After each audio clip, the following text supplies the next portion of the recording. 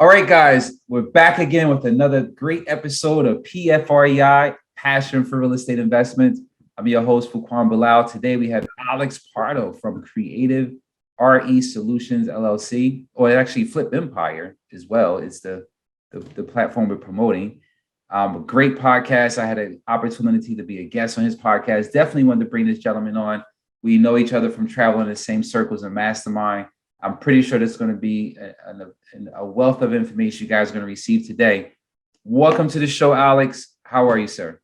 Fuquan, I am so blessed, man. I got to tell you, I get so much energy, and this is me being 100 with you, man. I get so much just positive vibes and energy every time I connect with you, being able to have the opportunity to hop on platforms and podcasts like yours, and just being able to kind of share my journey, like we were talking about before, the good, the bad, and the ugly. And I'm grateful to be here. So I appreciate the opportunity.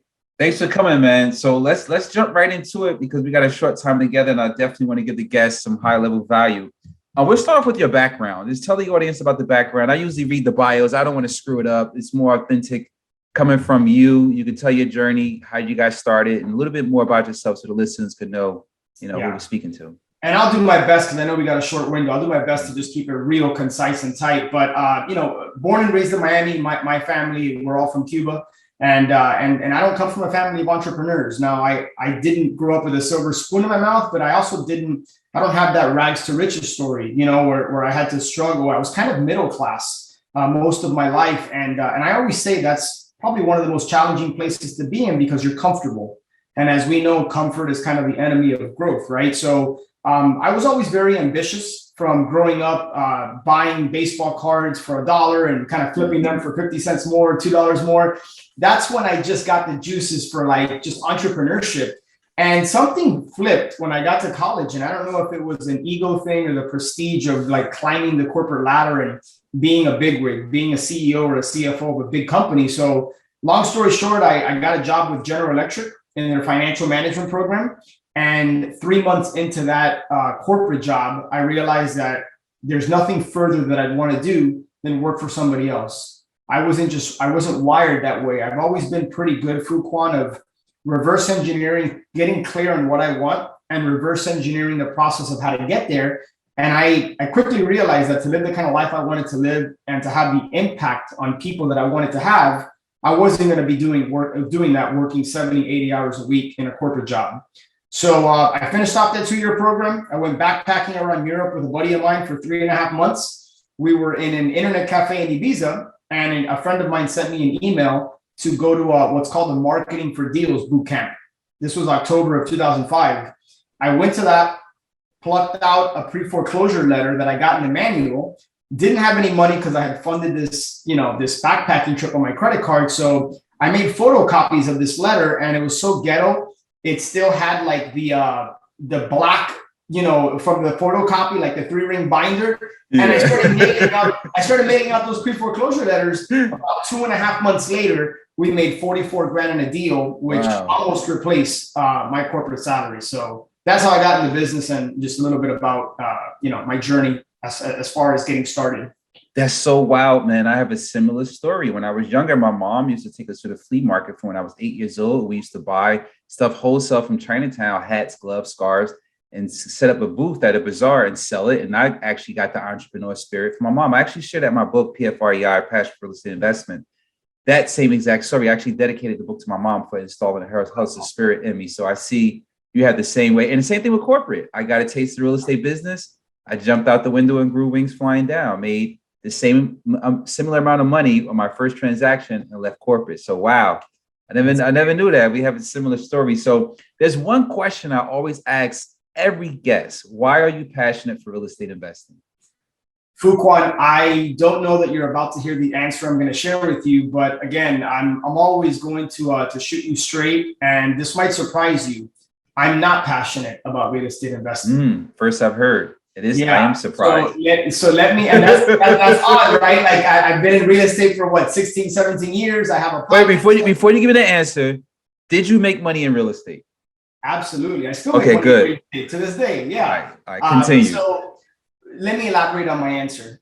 Real estate investing is not my passion. My passion through doing a lot of inner work, I have figured out that my passion is in pouring into others and impacting people. So I use real estate as a vehicle to allow me to connect with people, to build relationships like what you and I have, to be able to get on podcasts and kind of share my journey. So real estate for me, it's a vehicle.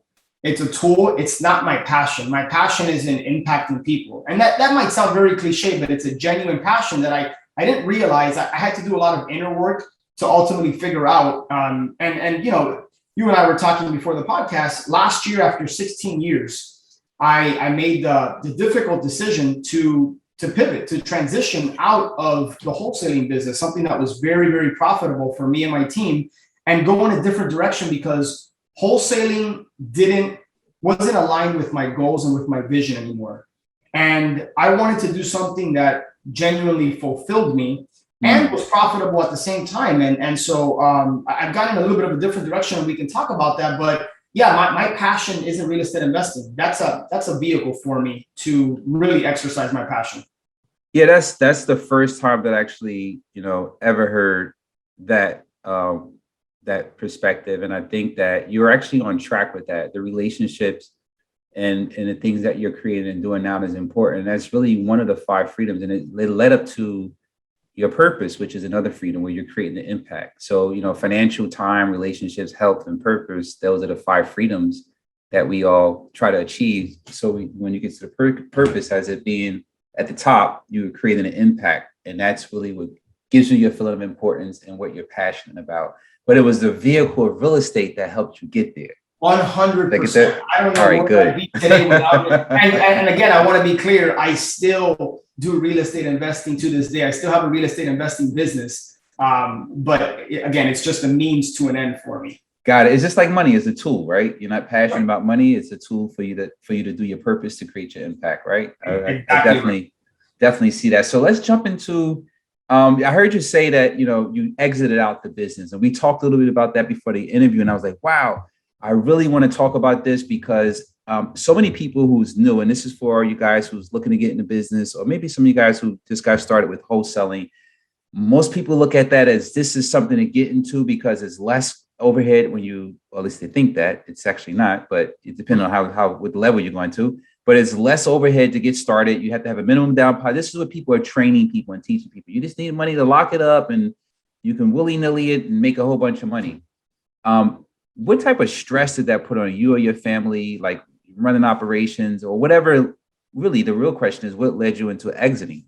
Was it because you had enough, you reached a level, or was it like, this is so much effort and I can make a better impact doing something else? I'm already making an impact helping homeowners, but I can make a better impact serving in another way. Let's talk about that a bit. Great question, Fuquan. And the truth is, it's a little bit of both. I knew it was a red flag for me.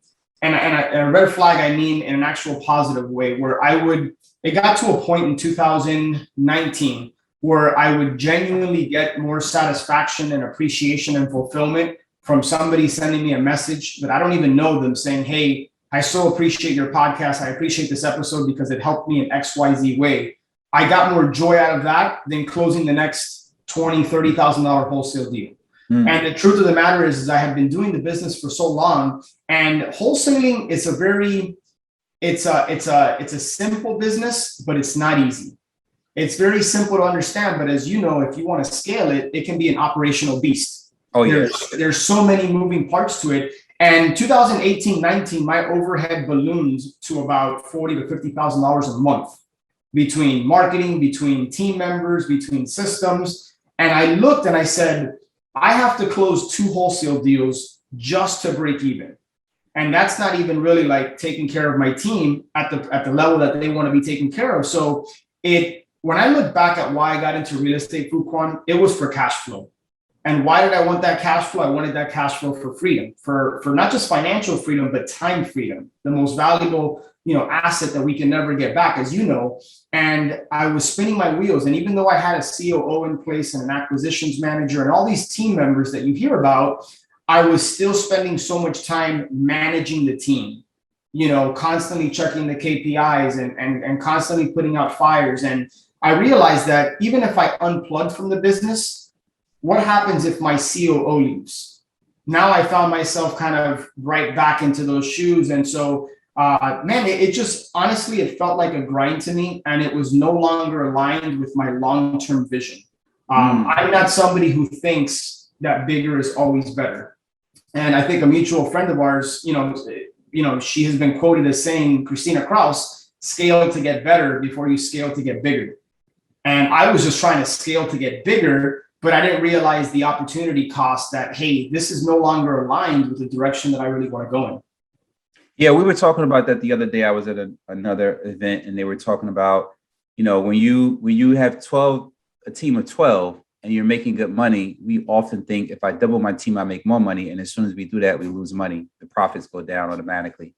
So I get that. So how was that unraveling of it? Like, you had a team, you had a staff, and you just walk in one day and say, hey guys, you know what? I had this epiphany and sorry.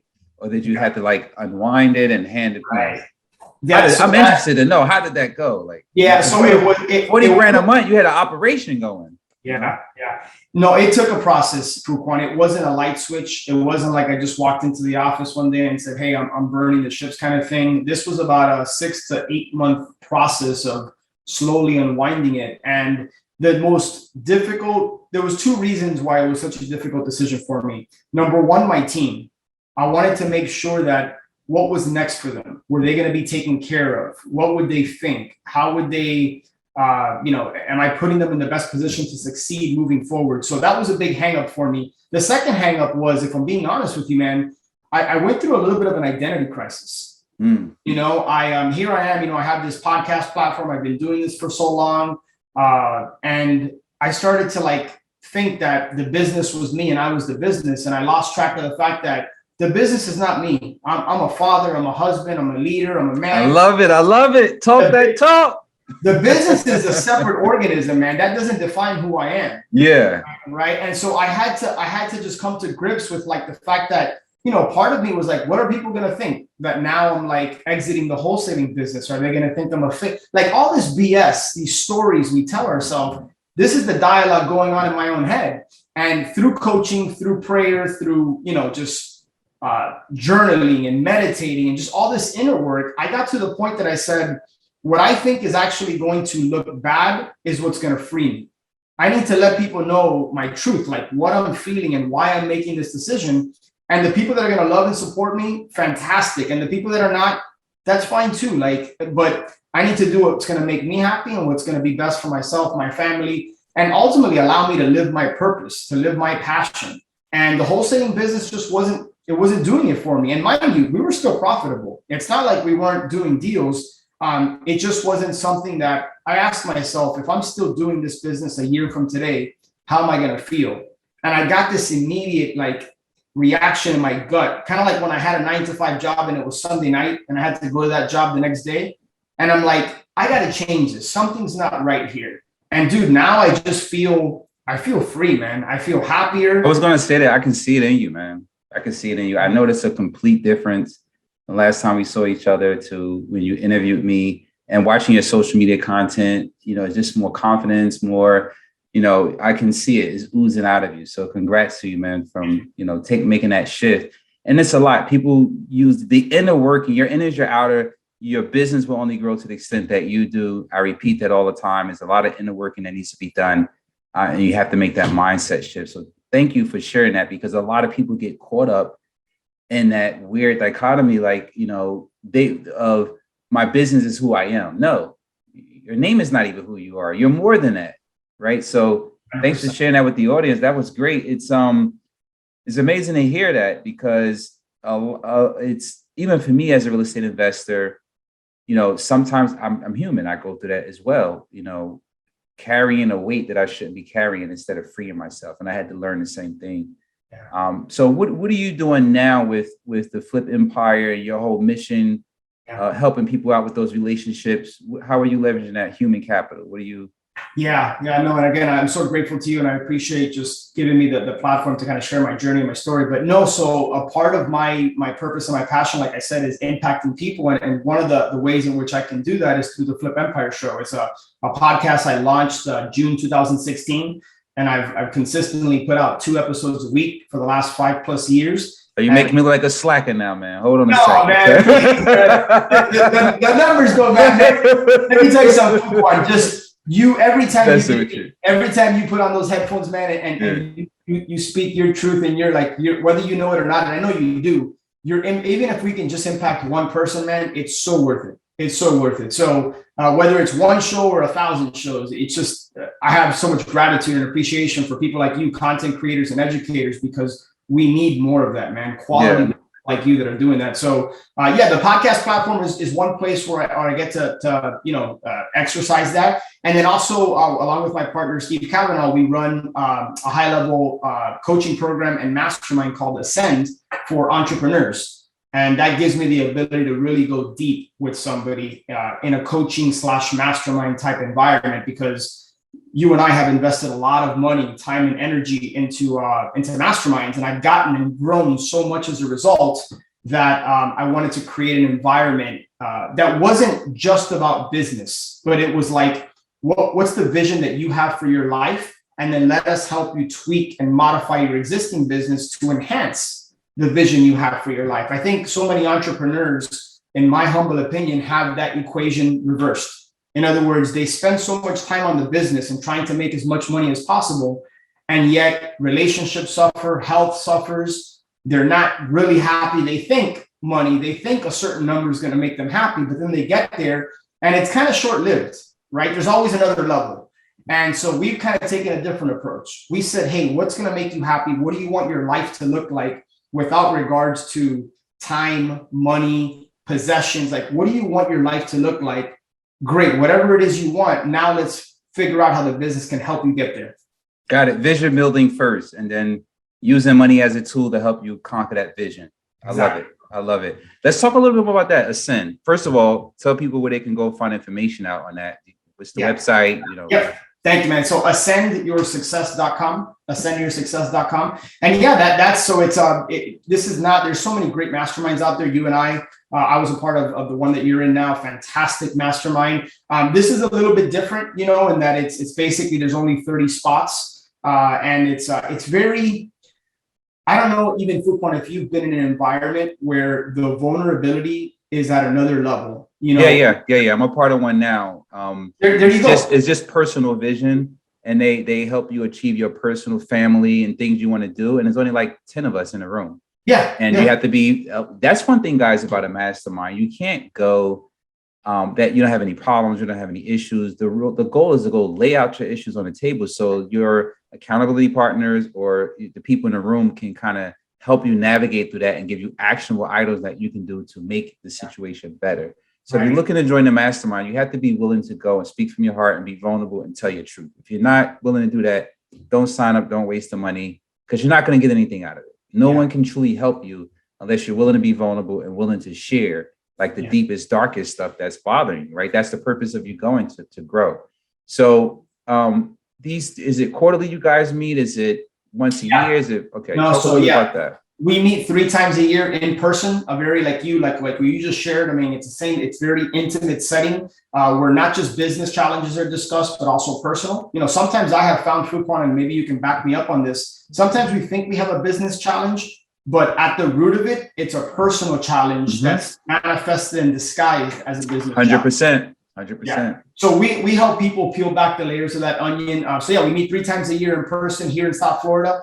Actually headed to either Dominican Republic or Mexico in a 5-star resort next year. So we're starting to change up, and really it's about an experience. It's not just, as you know, masterminds are, yes, you get a lot of content and great information, but it's really about the relationships. Relationship capital to me is the ultimate currency. I love that. Is that a quote somewhere? If not, I'm about to jack that. Not that I know. I give people credit. Hold on a second. Relationship capital is the ultimate currency. I love it. If you see it posted on my Facebook, then we're like, this guy stole my thing. It's all good, man. All good. Hey, we all borrow from each other, right? Yeah. So, so if you're thinking of joining a mastermind, whichever mastermind it is, just find one that, their core values kind of track and line up with your core values. And I think one of the challenges, I've been a part of so many masterminds, Fuquan, and one of the challenges I had is that sometimes just people put up a front. It could be the ego talking, and like from the front of the room, they present this rosy picture, and then like when you really get in a deep conversation with them, like outside of that environment, it's not what it's cracked up to be. And I see so many people making important decisions about their life and business because they're seeing it through social media. They're seeing it through Facebook, but they don't know the behind the scenes. And yet they're making these big decisions about their own lives and businesses because they see other people doing something. I always tell people that, don't do what I do what I did, because you can't do the do till you do the did. Ooh, now I gotta write that one down now. Or you don't. That's awesome. Or you don't. But anyway, that was from oh my God, I read so many books. I can't remember who that's from. It's a guy he's about leadership. His mantra is leadership. Maxwell? I'm sorry? John Maxwell? Yes, absolutely. Yeah. That's from his book. Yeah.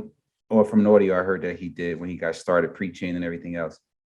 Yeah, man, this was a great interview. I really enjoy you sharing. You guys make sure you go check the website out. And, if with that mastermind or any mastermind, the key point takeaway here is what I got from this is really inner work, really do what's true to heart. If you are going to become a part of mastermind, be willing to be vulnerable, share so you can grow. And I love the story on how you saw that business was profitable, but it was also draining for you. You had to make the choice to be free by letting that go, right? So it wasn't about the money anymore. It was more about Alex, what do I want to do for me to be free for my family, to really excel up the ladder really quick on those 5 freedoms that we talked about, to create my impact and my purpose. So thank you for sharing that, man. I really appreciate it. Make sure you guys go to flipempire.com, check out the podcast and all the content that Alex brings. Check him out on Instagram, Facebook. He's all over the place. Make sure you guys check him out. Any last parting words for the podcast, Alex? Yeah, listen, I would just say, I think speed of implementation through Quan is one of those things that really separates high achievers from those that kind of just struggle. And that's not to say that you're not going to be faced with adversity. In fact, I would tell you to expect adversity, but just understand that the growth is through those challenges. And it's really, really important that you've already taken a big step and you're investing your time into listening to Fuquan and plugging into the right podcast. Take stock and inventory of your environment. Are the people around you supporting you, lifting you up, telling you what you need to hear instead of what you want to hear? And to the degree that you're in the right environment and you're consuming the right information, and then following that up with taking the right type of action. People talk about taking action all the time, but it's not just action. It's, are you taking the right action? And that's why I'm just such a big supporter of coaching and mastermind and, following guys like Fuquan and just getting around the right types of people, because that's how you start to level up. Really appreciate your share, man. Always good to see you. Another great episode, PFREI, a passion for real estate investments. Catch us on all the social media platforms. And oh man, this is a great interview. This is good, man. Thank you. Appreciate you.